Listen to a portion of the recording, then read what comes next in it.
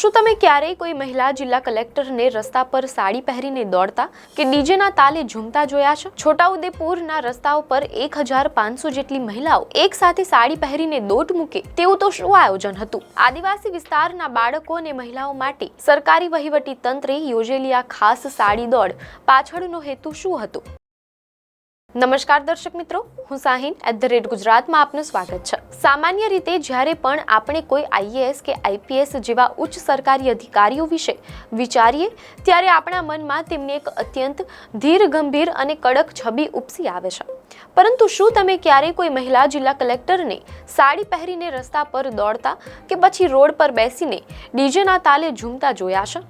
જી હા, ગુજરાતના છોટાઉદેપુર જિલ્લામાંથી એક એવો જ રસપ્રદ અને અનોખો કિસ્સો સામે આવ્યો છે, જેણે સોશિયલ મીડિયાથી લઈને સામાન્ય જનતાના દિલ જીતી લીધા છે। સરકારી તંત્ર અને જનતા વચ્ચેનો દૂરીનો પુલ તોડીને છોટાઉદેપુરના જિલ્લા કલેક્ટર ગાર્ગી જૈને એક નવી જ મિસાલ કાયમ કરી છે। છોટાઉદેપુરના મહિલા કલેક્ટર સાડી દોડમાં કેમ જોડાયા? તેમણે દોડ પૂર્ણ કર્યા પછી પોતાના અનુભવ વિશે શું કહ્યું? અને પૂર્વ આઈપીએસ અધિકારી કિરણ બેદીએ તેમના આ કાર્યોની મુક્ત કંઠે પ્રશંસા કરી છે। સામાન્ય રીતે કોઈ પણ આઈએએસ અધિકારી હંમેશા ગંભીર હાવભાવ સાથે જોવા મળતા હોય છે, પણ છોટાઉદેપુરના મહિલા જિલ્લા કલેક્ટર ગાર્ગી જૈનનો અનોખો મિજાજ જોવા મળ્યો છે। તેઓ સાડી પહેરીને બોડેલીના રસ્તા પર દોડતા જોવા મળ્યા। એટલું જ નહીં, રોડ પર બેસીને સંગીતના તાલે પણ ઝૂમ્યા હતા। આ ઘટનાની વિગતવાર વાત કરીએ તો મીડિયા અહેવાલોમાંથી પ્રાપ્ત માહિતી મુજબ 19મી ઓગસ્ટે બોડેલીમાં સાડી દોડ યોજાઈ હતી, જેમાં 7 તાલુકાની 7 વર્ષની બાળકીથી માંડીને 70 વર્ષની લગભગ 1500 જેટલી મહિલાઓ જોડાઈ હતી। દોડવીરોનો ઉત્સાહ વધારવા ખુદ જિલ્લા કલેક્ટર ગાર્ગી જૈને તેમાં જોડાઈને દોટ મૂકી હતી। બોડેલી સેવા સદનથી અલીપુરા 4 રસ્તા સુધી 1 કિલોમીટરની દોડ યોજાઈ હતી, જે દરમિયાન મહિલાઓનો ઉત્સાહ વધારવા માટે વિવિધ કાર્ટૂન કેરેક્ટર અને ડીજેની વ્યવસ્થા કરાઈ હતી। દોડ પૂર્ણ થયા બાદ જિલ્લા કલેક્ટર સહિત તમામ મહિલાઓ સંગીતના તાલે ઝૂમીને આનંદ માણ્યો હતો। મીડિયા અહેવાલમાંથી જાણવા મળેલ છે કે આ અંગે ગાર્ગી જૈને એક મીડિયા સાથેની વાતચીતમાં જણાવ્યું હતું કે અગાઉ 8 ફેબ્રુઆરીએ પણ બોડેલીમાં મેરેથોનનું આયોજન કર્યું હતું। દર વર્ષે એક વખત મેરેથોન રાખવાનો પ્લાન છે। આ ઇવેન્ટ પાછળનો હેતુ સમજાવતા કલેક્ટરે સરકારી વહીવટી તંત્રની ભૂમિકા સ્પષ્ટ કરી હતી। એસડીએમ અને મામલતદાર પણ આ દોડમાં જોડાયા હતા। મીડિયા અહેવાલો મુજબ તેમણે વધુમાં જણાવ્યું કે પ્રાઇવેટ એજન્સીઓ મોટા શહેરોમાં મેરેથોન યોજે છે। છોટાઉદેપુર તો આદિવાસી જિલ્લો છે, અહીં આ મેરેથોનનું આયોજન નહીં કરે કેમ કે ખાનગી પાર્ટીને તેમાં કોઈ ફાયદો નથી। અમારા બાળકો ક્યાંય દોડવા જઈ શકતા નથી, તો આ લોકો માટે સરકારી વહીવટી તંત્રે 8 ફેબ્રુઆરીએ મેરેથોન દોડ યોજી હતી, જેમાં આશરે 15,000 લોકોએ ભાગ લીધો હતો। આ મેરેથોન બહુ સફળ રહી હતી, તો અમને થયું કે દર વર્ષે એક વખત મેરેથોન યોજવી જોઈએ।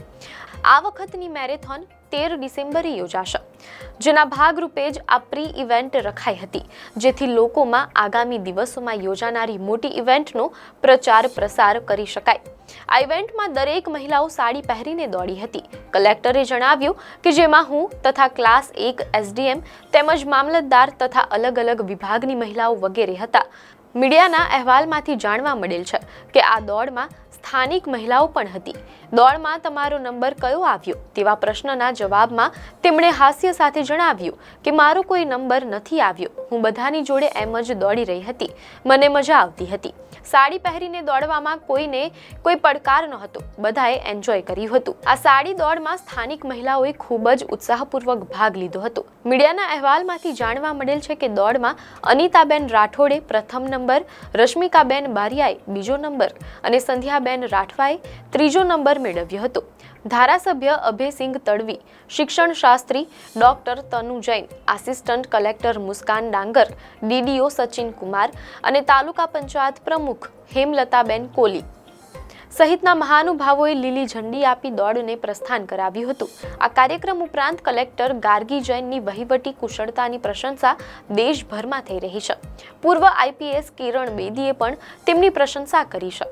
મીડિયા અહેવાલો અનુસાર ગાર્ગી જૈને જિલ્લા કલેક્ટર તરીકેનો ચાર્જ સંભાળ્યા પછી આદિવાસી બાળકીઓનો સ્કૂલ ડ્રોપ રેશિયો લગભગ 60% ઘટ્યો છે। આ અંગે કિરણ બેદીએ 21મી તારીખે સોશિયલ મીડિયા એક્સ પર પોસ્ટ કરી હતી, જેમાં તેમણે સ્કૂલ ડ્રોપ રેશિયો ઘટવા બદલ ગાર્ગી જૈનની પ્રશંસા કરી હતી અને લખ્યું હતું કે તે મેડમ કલેક્ટરથી કલેક્ટર દીદી બની ગયા છે. આમ છોટાઉદેપુરના જિલ્લા કલેક્ટર ગાર્ગી જૈને સાબિત કરી બતાવ્યું છે કે એક ઉચ્ચ અધિકારી માત્ર બંધ રૂમમાં બેસીને વહીવટ ચલાવવા માટે નથી હોતા, પરંતુ જનતા વચ્ચે જઈને તેમના સુખ દુઃખ અને ઉત્સવોમાં સહભાગી થઈને પણ મોટો બદલાવ લાવી શકાય છે. સાડી દોડ જેવા આયોજનોથી આદિવાસી વિસ્તારની મહિલાઓમાં એક નવો આત્મવિશ્વાસ જોવા મળ્યો છે. આપને માહિતી સારી લાગી હોય તો વિડીયોને લાઈક અને શેર કરજો, ચેનલને સબસ્ક્રાઇબ કરજો.